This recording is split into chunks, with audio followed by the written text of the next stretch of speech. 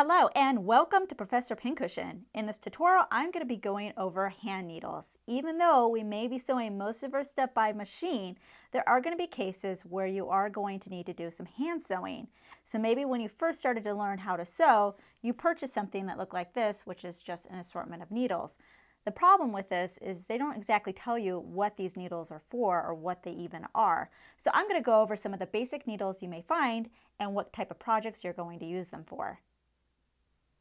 If you look at a package of assorted needles, you can clearly see that needles are coming in different lengths and different thicknesses. Hand needles actually come in their own sizes. So it's important that you use the right needle because you want to make sure that you don't use a needle that's too big for something very delicate like chiffon and then you're poking big holes through it. At the same time, you don't want to use a needle that's too small and delicate for something like denim and then you end up bending or breaking your needles. So that's why it's important to pick the right needle for your project. As far as sizing, what you need to remember is the smaller the number for the size, the longer and thicker the needle is going to be, so more of a heavy-duty job. The larger the number is, the finer and thinner and smaller the needle is going to be. So these are both the same types of needle. This one may be a size 8 and this is going to be a size 4.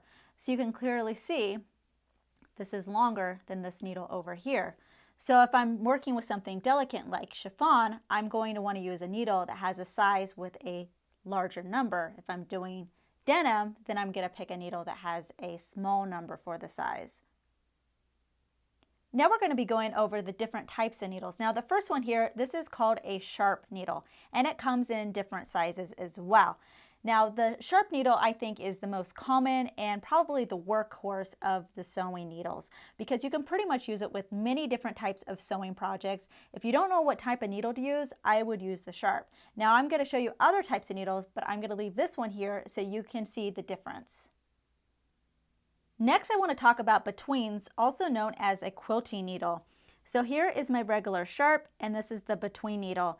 Now betweens, as you can see, they're a shorter, squattier version of the sharp needle. They're really great for doing quick, accurate stitches and for going through multiple layers such as in a quilt. So they're perfect for hand quilting.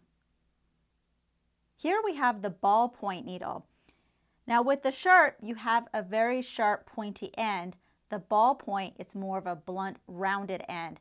This makes it ideal for working with knit fabrics. So instead of just poking a hole through your fabric, what this blunt end is doing is actually going in between the fibers.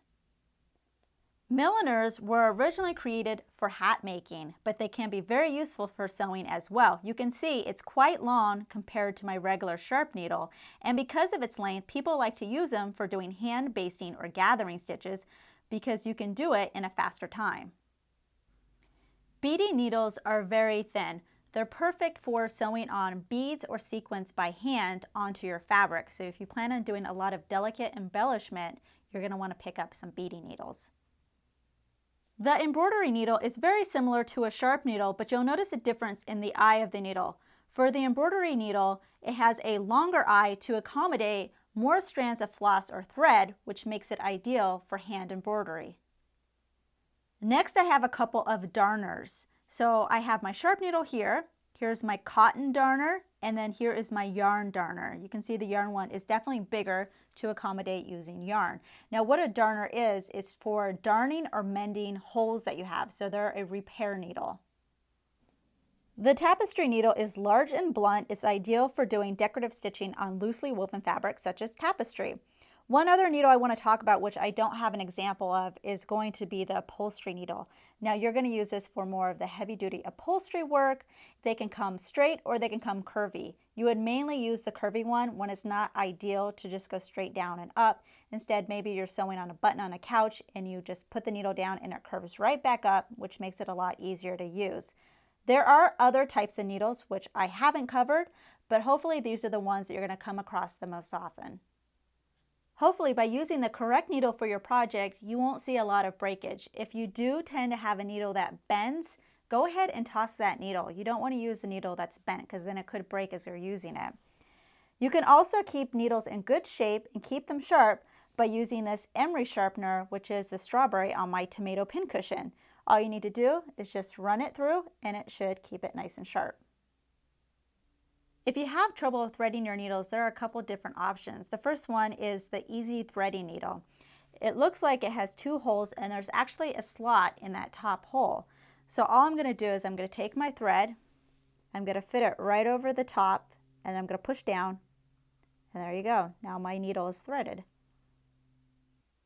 Another option is using a good old-fashioned needle threader. So what you're going to do is this wire part at the very end of the threader is going to go through the eye of your needle. It just makes it a little bit easier because it does have a little stability there and is not flimsy like your thread. Once it's through, I'm going to take my thread and I'm going to put it through the wire, and then I just pull it back out and my thread goes through the eye. And there you go. And now you're all set to start doing your hand sewing. New tutorials are released weekly, so please subscribe to be notified of the next release. Make sure to check out our other videos and visit ProfessorPincushion.com to view our complete library with well over 200 sewing video tutorials, including our exclusive premium content. Our premium membership is only $5 a month for unlimited access and only available at ProfessorPincushion.com. Also, don't forget to download our mobile app for videos on the go. Thanks for watching.